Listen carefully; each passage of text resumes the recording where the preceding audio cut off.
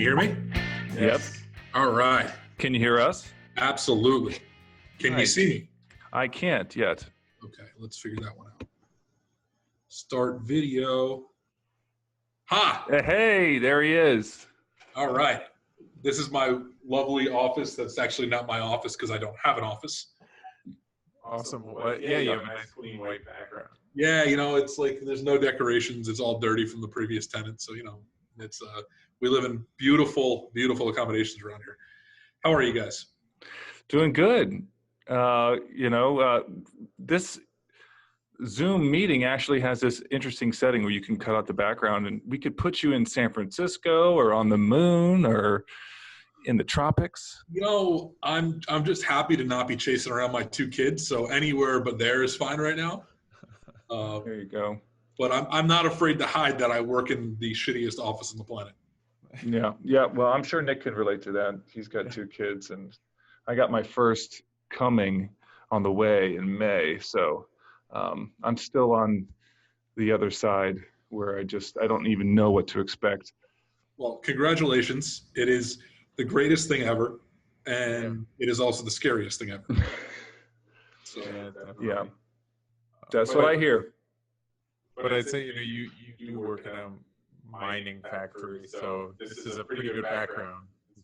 Yeah, the thing that's screwy is that when I worked in Manhattan, we were overlooked the South Street Seaport, and it was like we had this beautiful panoramic view of the Brooklyn Bridge and the East River, and now it's like I've upgraded to the worst place ever. So, where are you at now? So I'm in our facility in Kenilworth, New Jersey, and we've got 5 of them throughout Jersey, and I'll be in Chicago tomorrow at one of our facilities. And I just shipped one of my guys off last night to Montreal. So we're kind of always jumping around from building to building, and it's very infrequent that I wind up in one place more than 2 days a week. Sure. That's awesome, though. I guess we can just start, and we'll just start talking and chatting, if that's okay with you. Sure. Well, so catch me up to speed. You guys know each other, had met each other? Like, how did you guys get introduced? So this was actually Nick Carter who introduced us. He's a fellow, I think he's famous on Twitter, I think would be his. He's a thought leader in the space, and he thought that, he heard what we were doing with Teller and how we were going to be having a mineable token. So he introduced me to Brian as someone who might be interesting to talk to on that aspect. But then after talking to Brian, I realized he had a bunch of interesting opinions in the mining space as well. So I was like, we have to get him on ASAP. I don't know if you had a different opinion. Yeah, so Nick seems to be introducing me to everybody on the planet. I had a call earlier today with somebody from Nick too, and he seems to have his tentacles in everywhere. He's, like you said, he is a thought leader for sure. And I am the only GPU guy I think he might know. So I get a little bit of exposure just because of that. But I've known Nick for about a year now, I guess. And he was nice enough to make a huge set of introductions, and you guys were one of them. So, sure. Yeah. I mean, I guess we can just start out there. How did you kind of get into this as far as the mining goes? I'm always curious because, I'm guessing you were like me, you download like the Bitcoin miner onto your computer or something to start out with. And then like, how do you scale it up to where you're running factories in New Jersey and Chicago? So it was, we had always come about new markets in kind of a dumb way, right? Is that we got into crypto, quote unquote, got into crypto. We were betting on fantasy football one year, and it was like 12 of us. And I said, you know what, let's denominate this in Bitcoin. And this is like 2014, and everybody had to go out and had to buy Bitcoin, and they delivered their Bitcoin away. And by the end of the fantasy football league, it was worth like 10x, right? So what would have been a non-contentious friendly group wound up being this cutthroat competition.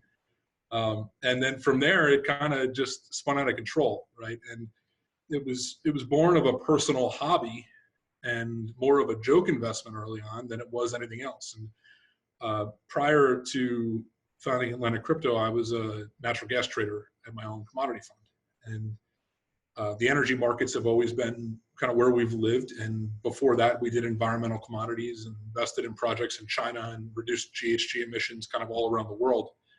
So we were always involved in nascent and super volatile markets. And then crypto was a nascent, super volatile market, and that seems like the great place for us to go. And when, call it late 2016, we wanted to get more involved and allocate more capital to it. And one of the things we came across was cloud mining. And we went to one of the cloud mining services and said, hey, we'd love to allocate to you. Could you send us some due diligence information? Because we want to send like $500,000 over, or whatever the number was, with our group. And they responded, no, we don't have that, but you can check out our Facebook page. And I turned to my partner, Mike, and I go, Mike, there's a business here. And he was like, what are you talking about? You can't do this. I'm like, no, it's fine. We'll figure it out. Like, we got this. And we went on eBay and we bought a couple used GPUs and set them up in our really, really beautiful New York City skyscraper office. And that was kind of how it started. It was, hey, let's throw a GPU in that machine no one was using and see what happens. And we struggled with it. And then call it 3-4 months later, we had the office filled, and we came in one day, early in the summer, and they shut the air conditioning off in the skyscrapers on the weekends. And it was like 140 degrees. Like, all right, we got to get out of here. Like, let's go rent an office. Let's go rent a warehouse somewhere. And so we did the most cliche thing we could think of, is we rented my grandfather's old garage. And that was our first place. So we still have some stuff in there. It's a pretty small facility. But from then it was, okay, let's go build this and let's see how big we can make it be. And a lot of our old friends and business associates in the trading space kept calling us saying, what are you idiots doing? Like, can we please be involved? And it got to the point that we couldn't turn them away anymore. And that was kind of summer 17. And ever since then, it's been expand as fast as you can. So did you win the fantasy football league? No, and the guy who won is actually not part of the company at all anymore. And I don't even know if he knows he has the Bitcoin. Tell him. I mean, if it was early, if it was 2016, then. Yeah, this is before that, actually. So this is like 2014. So he did okay. But there was one of the guys in the fantasy football league. He was unwilling to deliver his Bitcoin until like the very end. He was like, no, it's going down. This thing is nonsense. It's totally going down. So it was pretty funny. Looking back on it, that could have been really bad for him. But so what was the biggest learning curve going from your previous career with commodities into crypto? I think that for this particular business, right, it's purely operational. Is understanding the electrical infrastructure required, figuring out how it works, making sure that you're doing things so they can withstand kind of the year-round what the environment's going to throw at you, right? So summer's really hot, but you can't air condition because your economics are gone, right? So how do you cool a facility in the middle of July, right, without running air conditioning? And when you're turning over air, how much air do you have to turn over? It's really the stuff it's the non-technical stuff, but it's the really mechanical engineering side that we had to learn along the way. The technology, there's enough information on the internet that you can learn whatever you really have to find pretty easily.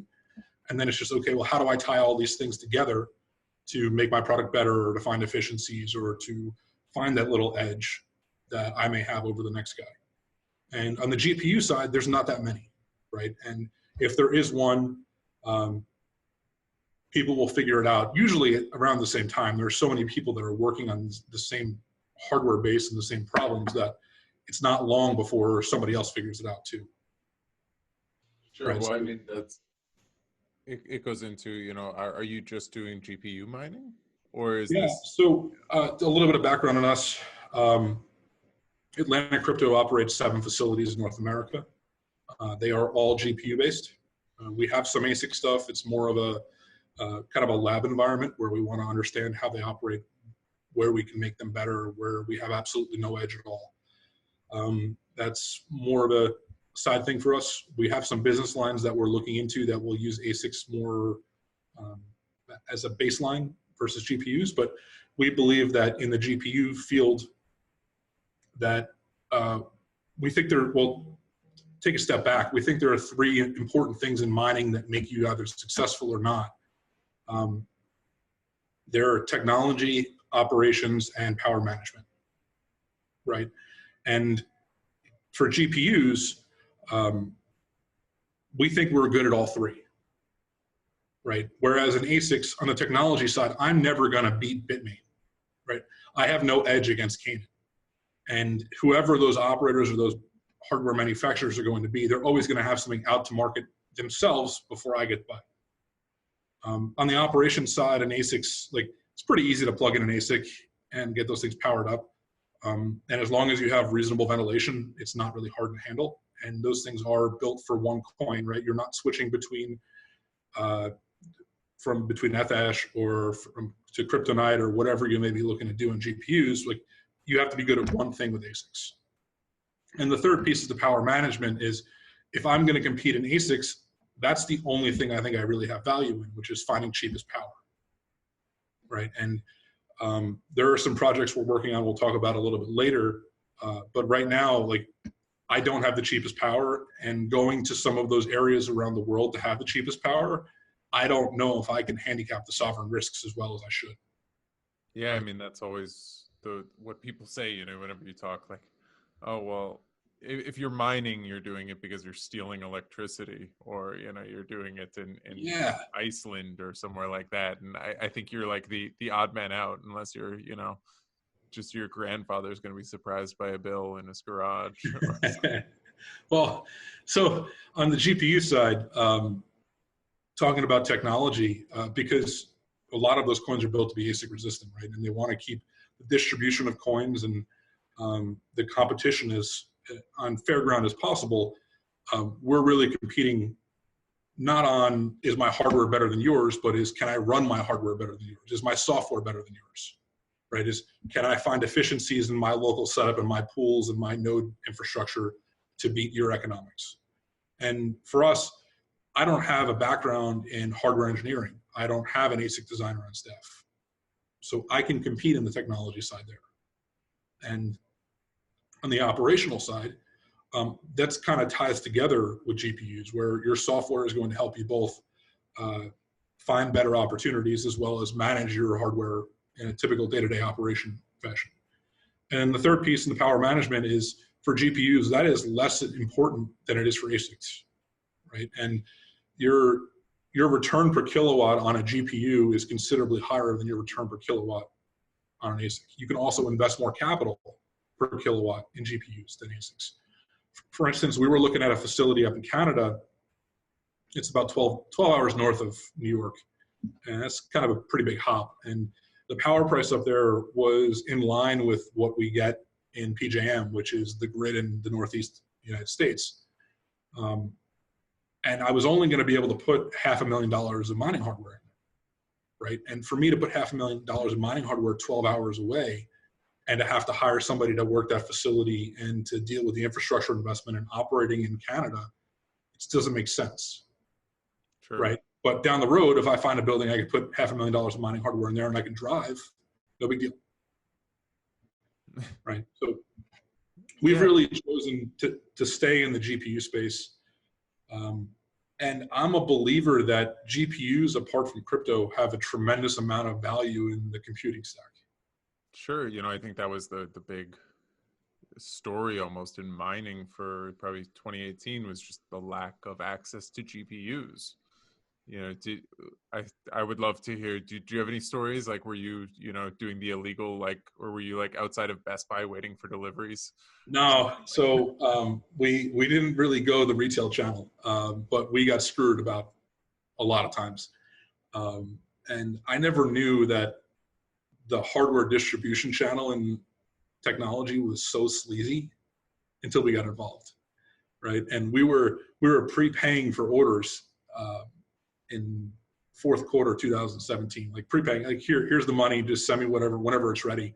And the orders were getting retraded, meaning they come back and say, oh, sorry, your price is now $50 more per GPU. And I'm like, all right, let's send more money. And they did it like 3 times, and then they finally, the day they were supposed to ship, they called and said, yeah, sorry, that order's canceled. And they're like, Okay, so now it's like total scramble fest, like everybody else on the planet, to go get the hardware where we thought we had these supply chains locked in. So it's I'd almost say during those periods of crypto boom, it's harder to get hardware at scale than it is to go buy them at Best Buy. Yeah, that's what, a lot of people were saying. Like, it was just, you had to do whatever you could to sort of get the GPUs going, and then not many people could really have access, and then by the time you got access, it was gone. Yeah, and the thing is that everyone thinks like, oh, these big farms had access and nobody else did. Like, it was across the board, and there was a stigma associated with miners at the time that they didn't want to sell you cards. So as a large entity, we probably had a harder time getting access to GPUs during the Q1 18 boom than most people, right? But it puts us in a position now where it kind of in a distressed environment where folks are selling hardware and they see the value of the GPU as more than any mining reward they'll ever receive for it. And we're aggregating GPUs kind of under our corporate umbrella now. So it's pretty exciting, but crypto is always the best of times, always the worst of times, right? And we wrote an internal email this morning, and my partner Mike said, I don't know if we got screwed more on the price run up or more on the price run down. He's like, it just feels like every day we get screwed. So, well, so in the light of that statement, is mining something you would recommend people to get into, like a newcomer? Is this still something that, an individual can get into? Is it too late for somebody that's just getting into this? I don't think so. And I'm not going to make any financial recommendation on it, but this was our gateway drug into crypto, right? It's like mining was really how we got to understand how the market worked and how the different why technologies between coins were different, and why we liked this privacy coin versus that privacy coin, and who the players were. And this really led our understanding of why crypto and how do I participate. Sure. I guess that leads into, you obviously mine more than just Ethereum. You've been talking about a bunch. How do you decide, which cryptos you're going to do? Or do you just purely is this a for-profit thing where you're just dumping them as soon as you possibly can on the exchanges? Or are you being like, oh, I really like, Zcash, we're going to hold on to it for a month?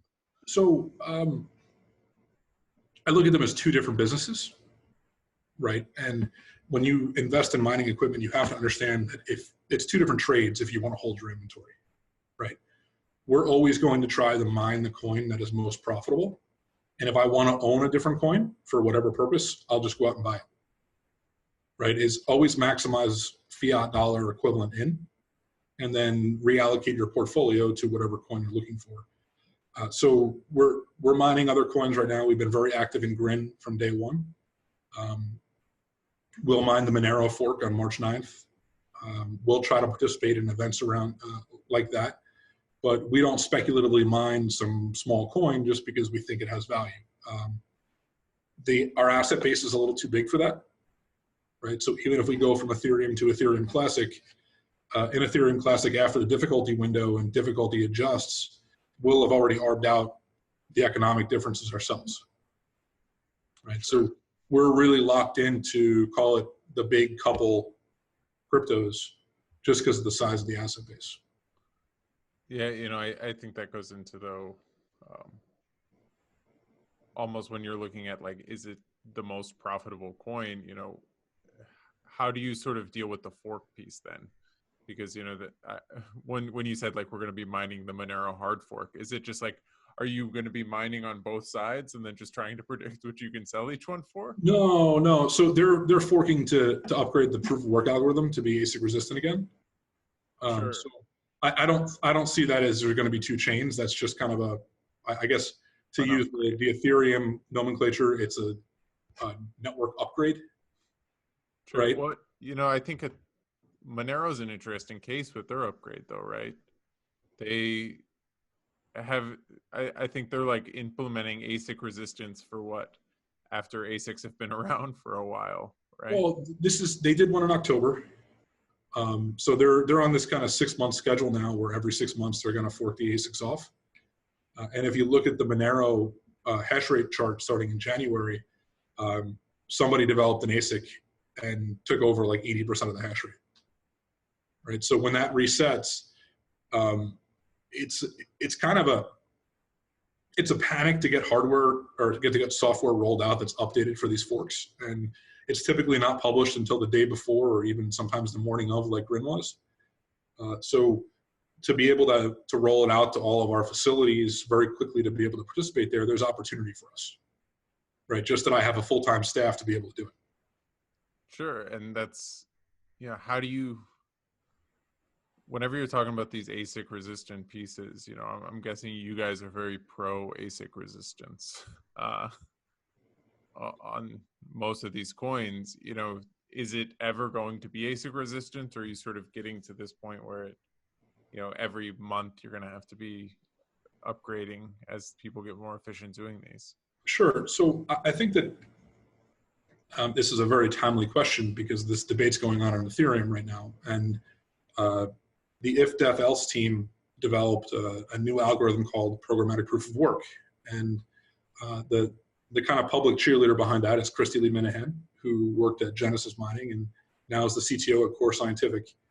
And they the way that she told the story to me is, what do you do when you're all engineers and you're drunk? You create new GPU algorithms.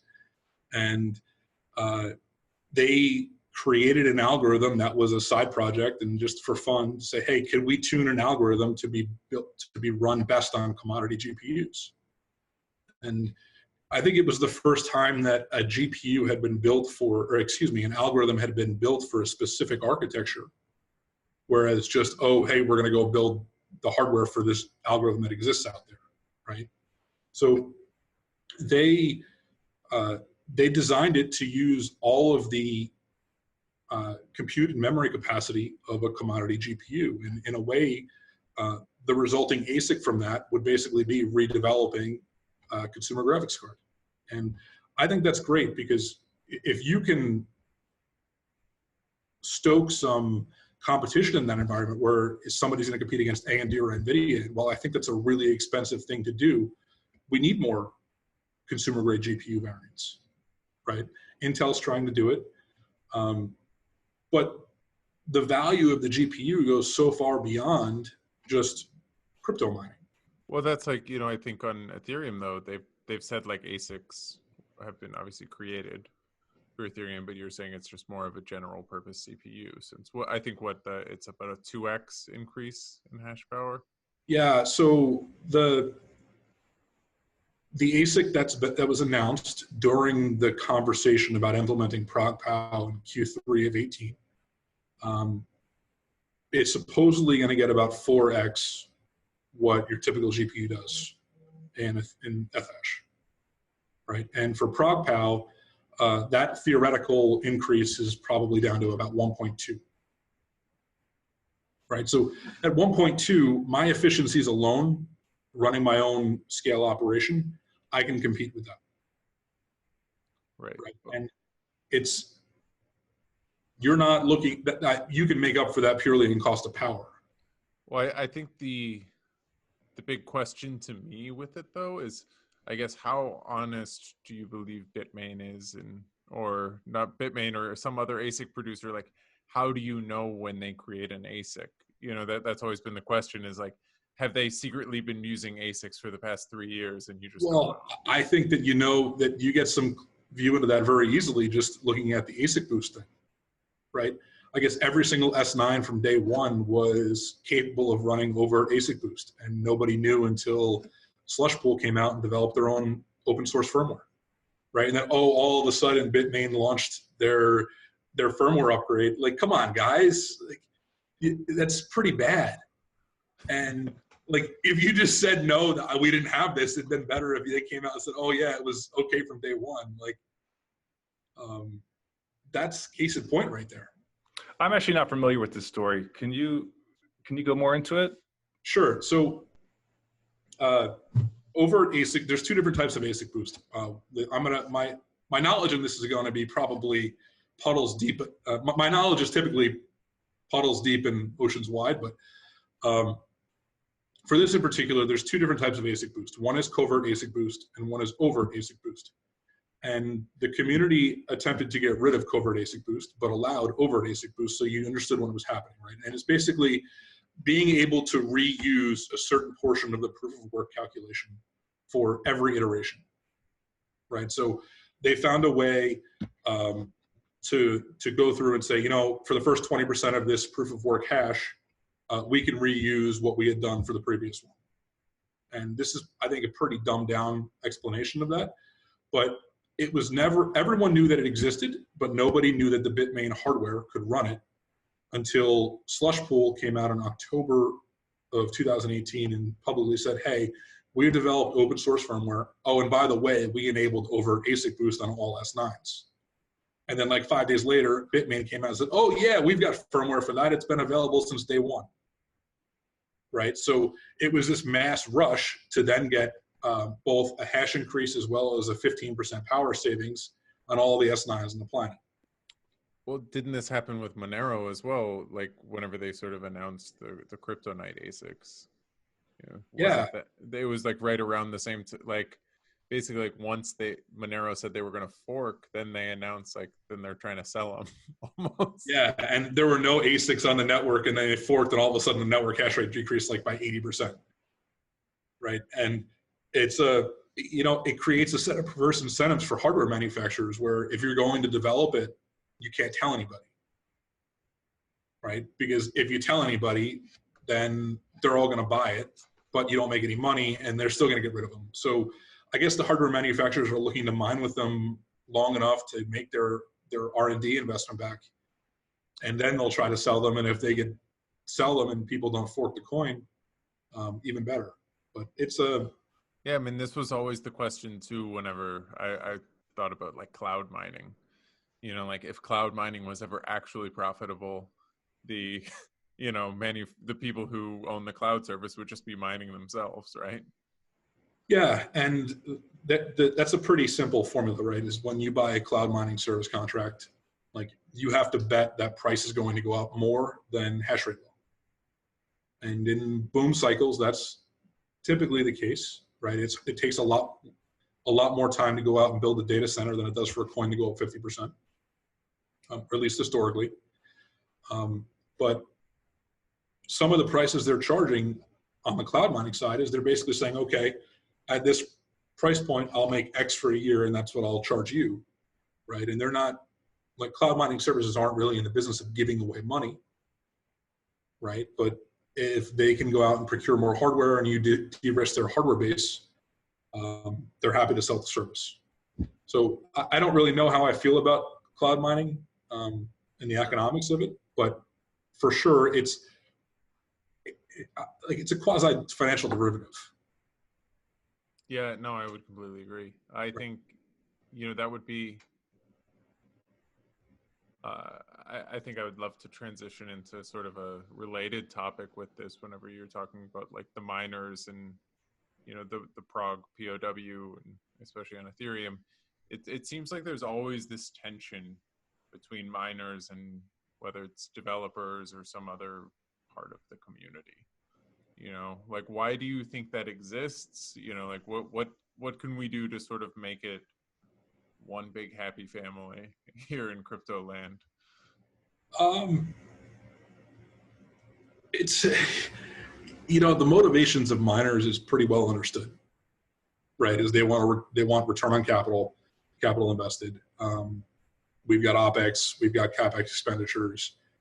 And as this industry matures, I think you'll see a lot of these companies and kind of larger mining institutions that exist operate more like commodity producers, right? Where everyone kind of understands what their cost to produce is, and that'll actually govern some trading economics and trading signals. But right now, because the industry is so early and there's so much contention around Ethereum in particular going to proof of stake, and Serenity and the 2.0 roadmap, and issuance reductions and monetary policy, and who's making decisions and who's leaving the community.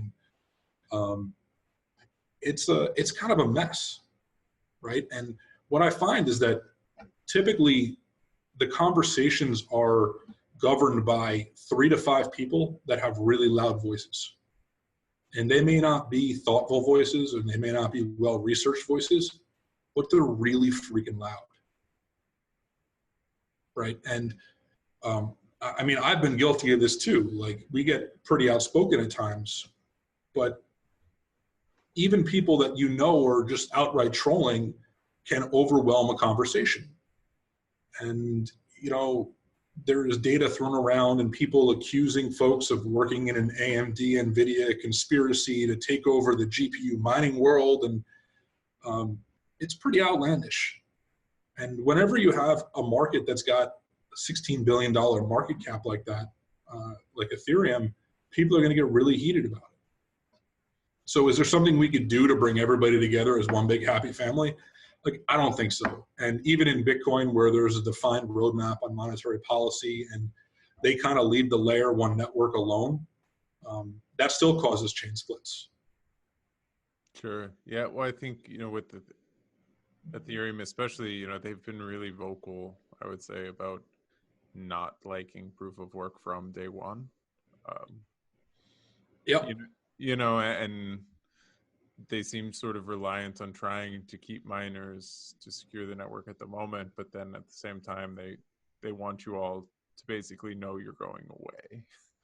Yeah, and I think that rhetoric has been changing a little bit, right? So if you find the Gitter Core Devs channel, even folks like Greg Colvin, he says time and time again is like, stop talking like proof of stake is happening imminently.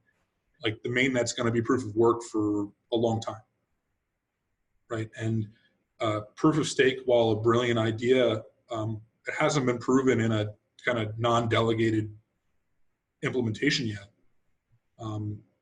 And I think that proof of stake as a layer 2 scaling solution is brilliant, right? But as this market, every day this market matures and gets bigger and gets more valuable and more enterprises invest in it, I think it becomes harder to move away from proof of work, right? If this was a $16 million coin, it's pretty easy to do it, right? But when it becomes a $16 billion coin, and you have all these stable coins from financial institutions on it, how do you transition without a huge cloud of risk over you? Yeah, well, I mean, they've always just had this very eager, I guess, want to move forward with proof of stake, you know, whether it's, you know, some people have said like, okay, well, is it ready to move forward yet or not? And how careful should we move? And I think you're very right. The sheer size of it means that we should probably be a little bit more careful.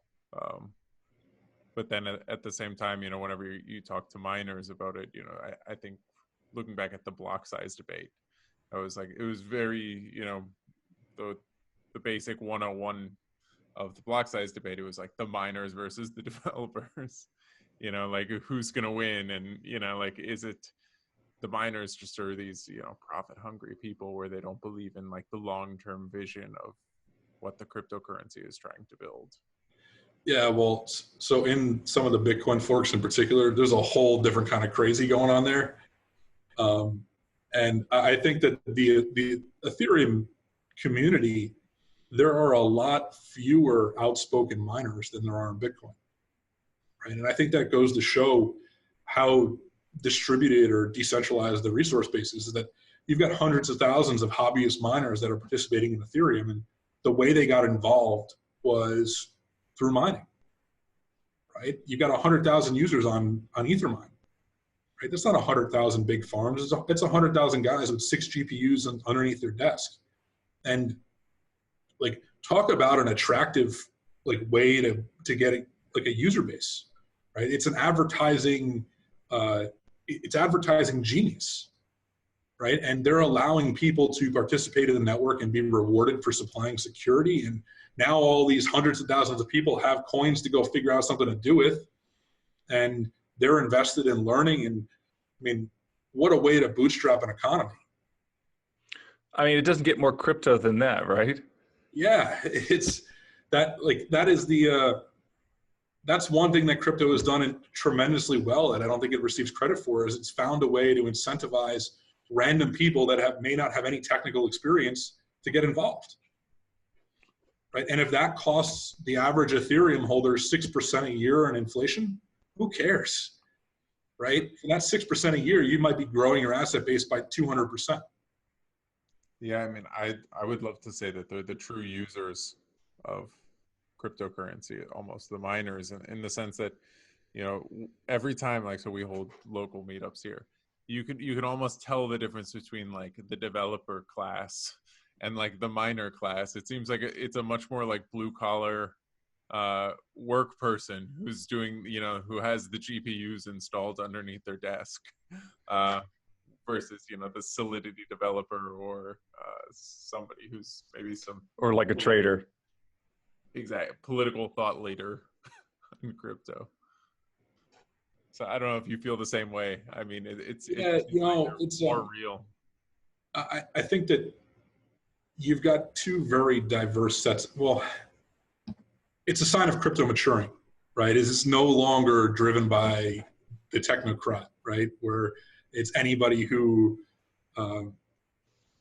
some genius 17-year-old who understands cryptography and the ability to build systems. Like, that's not the only view of the world. And now you're bringing in folks who have been successful in business and run operating companies before and built derivative instruments. And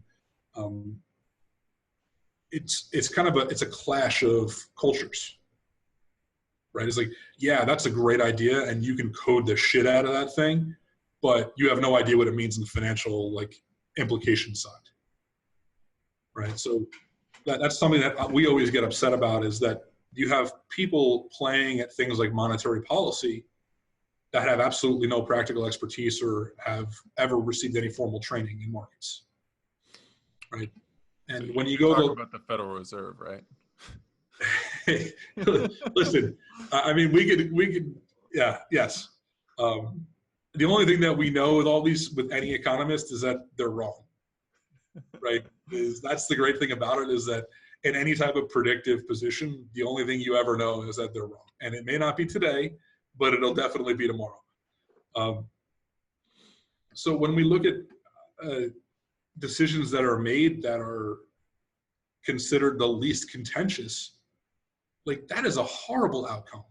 Like, just because it's not contentious doesn't mean it's right, doesn't mean it's better than what we have today. And I think that for these markets for crypto to really succeed, is there has to be more of an adult at the table type feel, instead of just, oh yeah, we're going to do that because nobody has an over my dead body objection. Right. You know, I guess it would also be, I feel like, especially whenever it comes down to getting away from proof of work, it's not in any reason because it doesn't work. It's because, you know, they have these ideals about saving the environment, or maybe it comes down to, I know, especially in Ethereum, it's more like, well, can we do it now?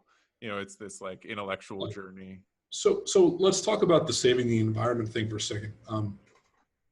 I think that the changes to finance through crypto have the potential to be so disruptive that you could change the environmental outcome of the planet for the next 700 years just by efficiencies found, right? And so you're saying it'll balance out because of that? Yeah, I think it's more than balancing out, right? I mean, think about,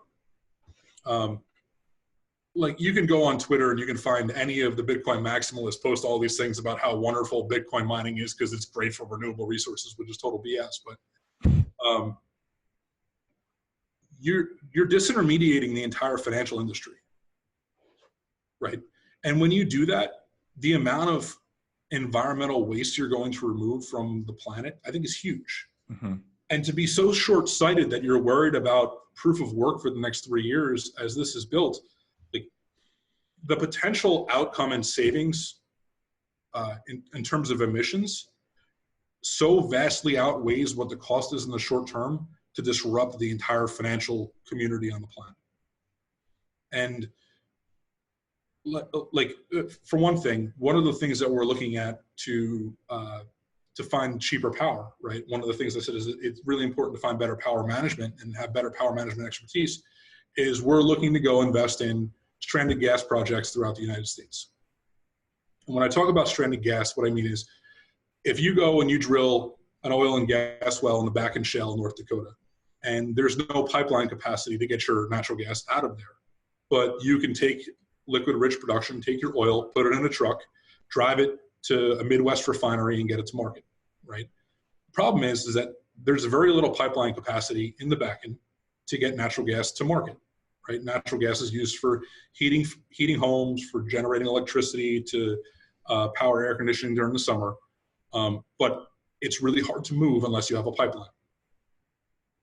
The wells that are up there, they're effectively flaring that natural gas, burning straight methane into the atmosphere, because it makes the methane production has so little value to them, and all that really matters is selling the oil, right? So that's happening no matter what happens with Bitcoin, right? They're flaring gas because they're incentivized to do so by the market, and they're allowed to do it up to a certain level by the regulators. Now we're looking to go, and we've got some agreements in place to go site basically Bitcoin miners at the wellhead, consume stranded natural gas so it's no longer being flared, right, and use it to generate Bitcoin. Wow. So because it can be really expensive to mine Bitcoin, and because it's, obviously a profit-driven enterprise, it's pushing innovation that we might otherwise not pursue if it wasn't so costly. Yeah. So we're now in a position where the oil and gas industry has had this problem, and there's only 3 solutions they really have, and they're actually outlined on one of the North Dakota environmental websites. Is you can either pipe the gas out, you can shut it in, or you can flare it, right? And then otherwise you have to shut the well down and you can't produce. So their flaring allowances are only for a certain period of time, right? So they may only be able to flare from a well for 30 days before they have to find another way to get rid of the gas. And pipeline infrastructure may require a 5 to 10 year firm commitment and $100 million to build with a third party, right? And the third one is you can consume it on site. So if they consume the gas there, yes, there's still going to be emissions, but it's going to be considerably cleaner than if you're just flaring methane, right? That's kind of the worst case scenario. It's like pretty much dumping environmental waste into the atmosphere. We can do it in a way that we're intermittent demand. If they shut us off, it doesn't matter. So right? And we can go out to these kind of super like out there sites and drop a facility, and it's no big deal. So you're fracking for crypto. Yeah, well, let's not go with that headline, but pretty much. And when we speak to oil and gas producers, it's always the environmental compliance officer who's like, I have to figure out a way to deal with this, and we can offer them pretty much a costless compliance solution, right? So would it make sense from a monetary standpoint, I guess, to dig your own wells ever? So there are yes and no, but the inventory of wells out there, the U.S. natural gas economy is about 80 BCF a day, right? It's 80 billion cubic feet. It's a tremendous amount of gas.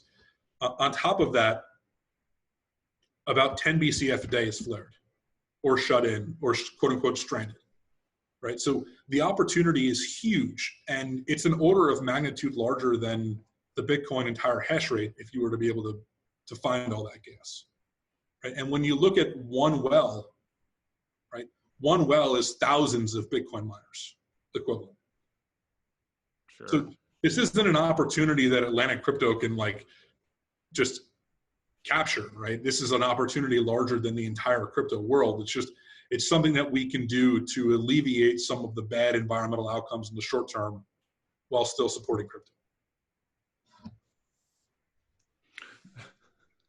Now, is there a way that you can mine Bitcoin from all the farting cows? Because that's the other big thing that they're pushing out. Like, trying to destroy the beef industry because of all the methane gas that these cows produce. All right, so this is a great story for you.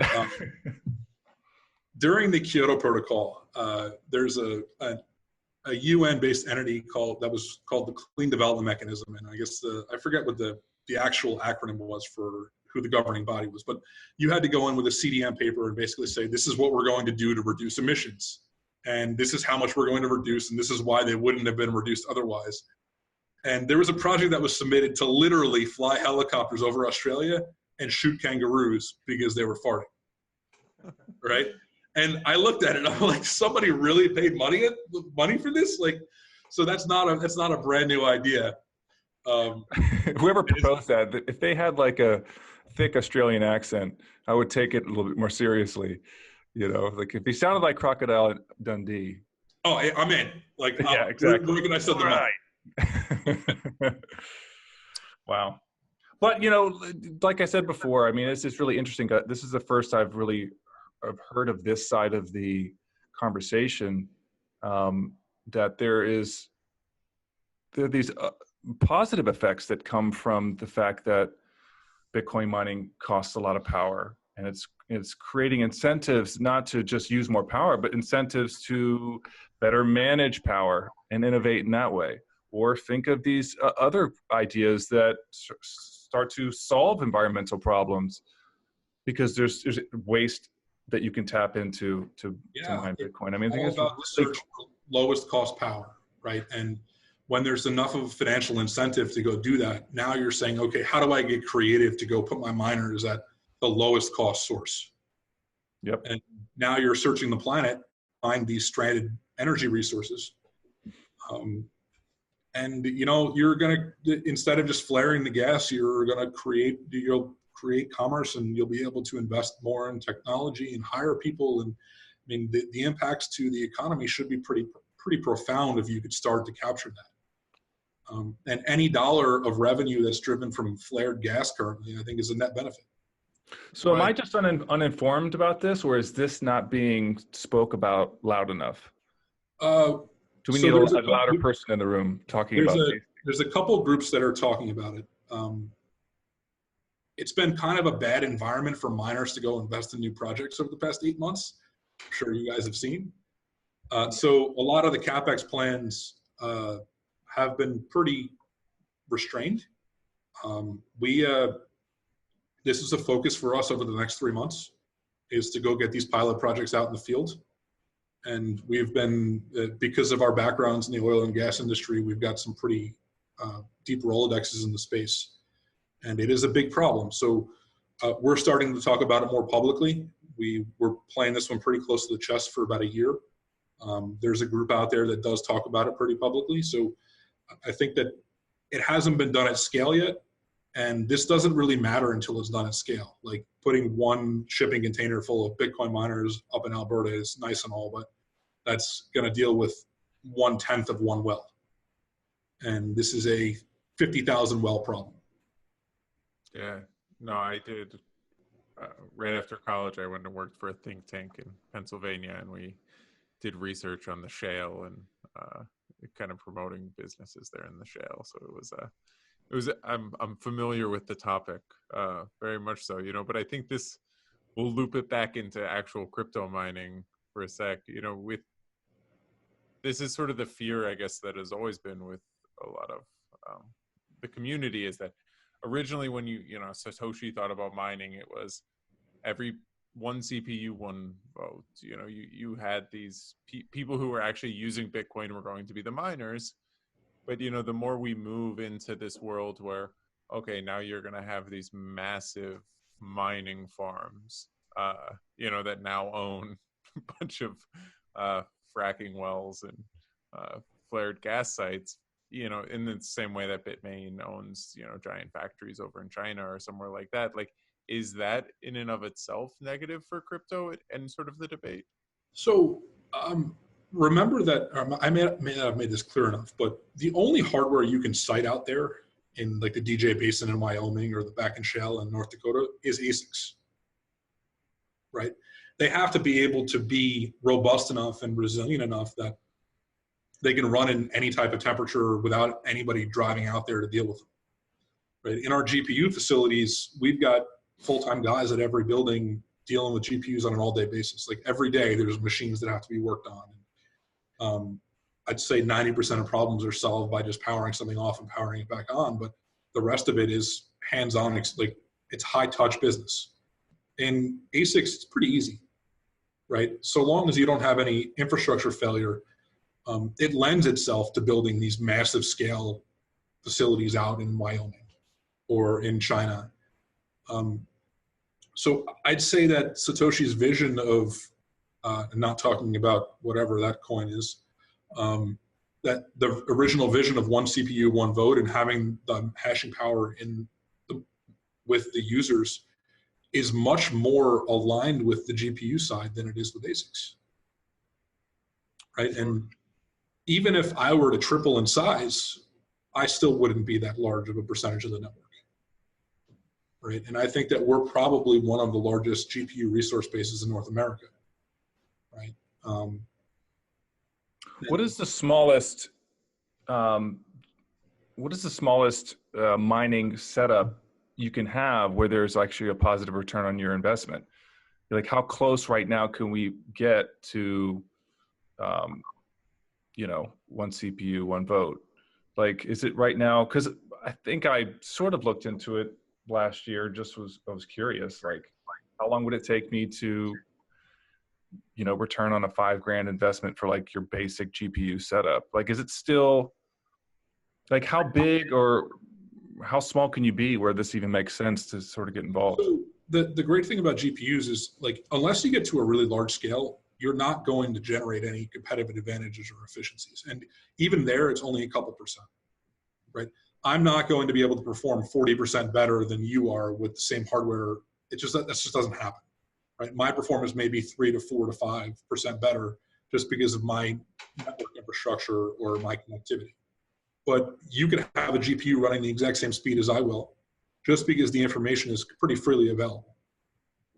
Right now, the hardware market in GPUs is pretty interesting. Is that the manufacturers always want to be paid based upon crypto margins. So when crypto prices were going through the roof, GPU prices were going through the roof. And today, with the glut and the problems with the NVIDIA supply channels in Q3 of last year, you can buy GPUs pretty cheap, both on the new and used markets. And when you look at it in the used market, the payback period may be less than a year, right, at $150 Ethereum, even with the block reward reduction priced in there. So the market is super cyclical, even on the hardware side. And we're making the corporate bet now that we want to own cheap hardware in this environment. So, and I look at that as kind of a rig that you buy and a rig that I buy are pretty much the same thing. Mm-hmm. Right. I may have a lower power price because I'm in different areas, but if you find yourself in Iceland or in an apartment in New York with free power, I mean, that's pretty much a home run. Mm-hmm. Well, and you probably guess that after Prague POW goes into play, then what, the hash rate's going to drop significantly? We don't know. I think the estimate looking into some of the RAM purchases for the Bitmain E3s is that they had sold about 14 terahash worth. Their hash rate disclosures at Bitmain on their blog are for Bitmain proper. We don't know if there are other entities that Bitmain owns interest in. I've got to assume that there is a tremendous amount more ASICs out there from what we've seen in Monero and Zcash and other coins where when the ASICs finally started being sold, you realize, oh, wow, the network was 60% ASICs for the past 7 months anyway. So part of it is, when you look at the voting that's happening in different channels for Prague POW, both in the carbon vote as well as the hash rate vote, it's like 60% of miners are voting with the extra data and blocks for Prague POW. There's nobody voting against it. And you look at the carbon vote, and it's like 94% voting for it, and 6% voting against it. And the carbon vote's interesting because that's starting to get, I think it's about 3% of the total supply now that's voted on.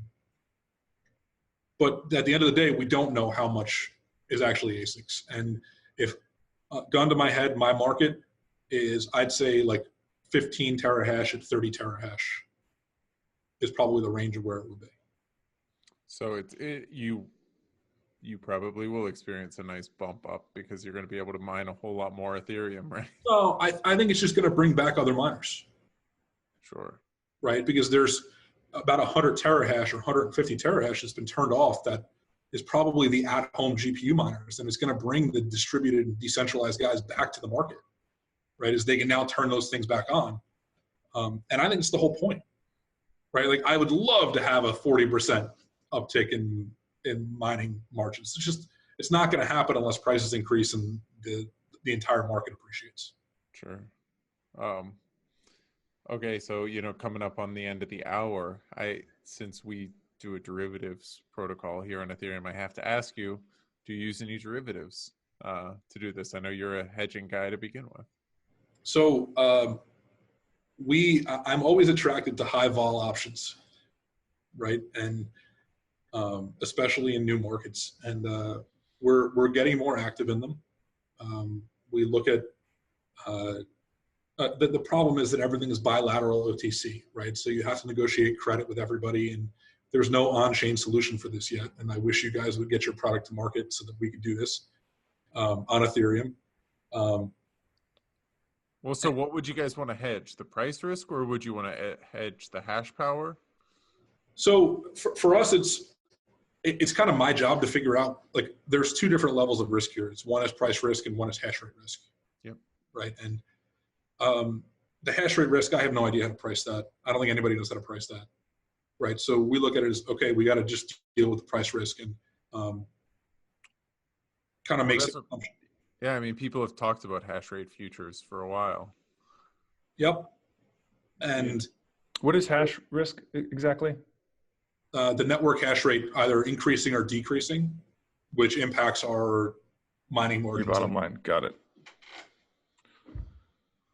So the problem there is if I go out and I say, hey, I'm going to mine 100 Ethereum next month, and I'm going to sell calls on Ethereum, which is the option but not the obligation to buy Ethereum at a certain price, and then network hash rate doubles and I only make 50 Ethereum, I'm now exposed to the other piece of that derivative that I'm short, right? And that's financial risk that is hard to hedge without hash rate futures, but I don't really know.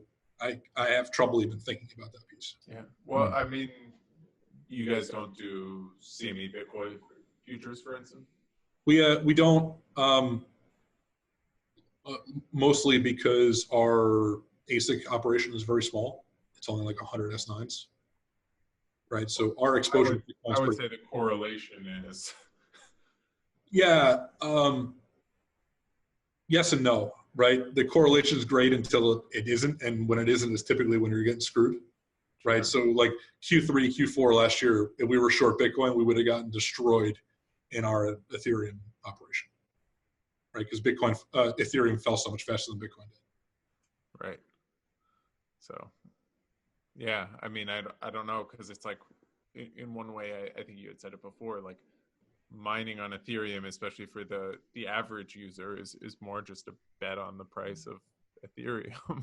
Yeah, and when you're buying hardware, like every piece of hardware that comes through our door that we put online is equivalent to some amount of Ethereum, right? And like I've got a spreadsheet that I value all of our hardware as an option on Ethereum, and I know what my exposure is and how it's going to move based upon price and volatility. And we try to treat it more of as a derivatives portfolio than a hardware investment. But the average person doesn't think about it. And even in the community, like the investor that says, oh, you guys are miners, we don't care about you. But every single GPU a miner buys is going to generate Ethereum. That's their investment. It's just done in a different way. So my investment in GPUs, I think, one, it's less liquid than somebody else's investment in Ethereum. And two, for me to be good at it, I have to really understand how Ethereum works. Sure. So I'd argue that I'm just as involved and have just as large of a stake as a miner that an investor with the same amount of Ethereum, the same amount of GPU equivalent Ethereum would have. Or more, because you're actually mining. You're doing like a very pivotal task on the network. Well, at least for now, until I'm kicked out in like 2 years. Sure. Yeah, so that's awesome. You know, I think anything else you would want to add to the podcast? Just thank you guys very much for having me. It's nice to chat about it. And, I hope I wasn't too obnoxious. It's always my worry. Not at all. You know, I think you shared, especially that stuff about innovating with, you know, the wells and the methane gas and all that stuff, and just sharing that whole side of where this could go. It just, you know, before this conversation, my mindset around proof of work was, you know, it's eventually going to go the way of the dodo, but and maybe it does, but it sounds like there could be a lot more longevity in it and a lot more benefit from it than it's just this thing that's not efficient and it's just the way it started and it's too hard to change from it. You know, it could be very positive for a lot of other reasons that I haven't heard anybody express yet. So that was really interesting. Cool. Yeah, no, I mean, I'm a developer on Ethereum, and I feel like you always just have all of these conversations with, you know, other developers and things like that. But the mining piece is such a critical portion of it, and it's great to actually talk to miners. So, yep. Well, thanks again, guys, and maybe we'll speak again soon. Of course. I have started building my miner, so it's very similar to the 0x Bitcoin miner. So you'll get to see it soon. Can't wait to try it out. All right. We'll talk to you later, Brent.